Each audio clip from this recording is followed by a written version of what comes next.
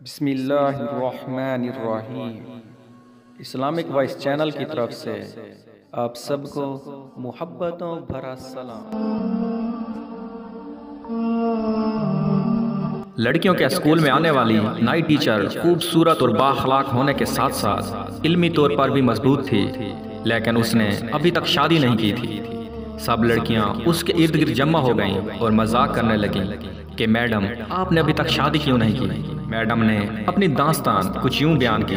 एक खातून की 5 बेटियां थीं। शोहर ने उसको धमकी दी कि अगर इस दफ़ा भी बेटी पैदा हुई तो उस बेटी को बाहर किसी सड़क या चौक पर फेंक आऊंगा।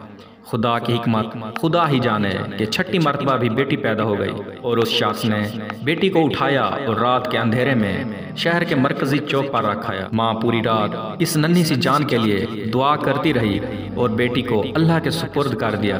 दूसरे दिन सुबह सवेरे जब बाप चौक से गुजरा तो उसने देखा कि उस बच्ची को कोई उठा कर नहीं ले गया।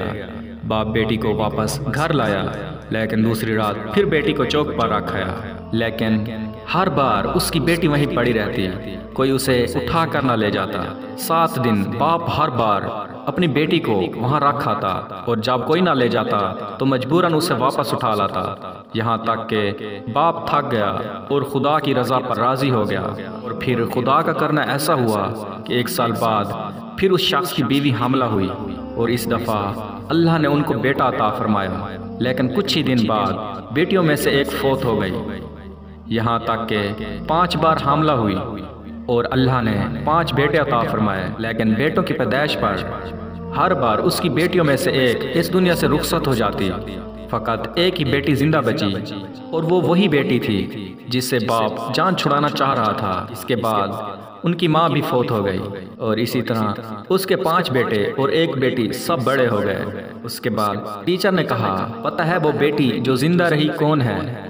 वो मैं हूँ। और मैंने अभी तक शादी इसलिए नहीं की कि बाप इतना बूढ़ा हो गया है कि अपने हाथों से खाना भी नहीं खा सकता, जबकि कोई दूसरा नहीं है जो उसकी खिदमत कर सके।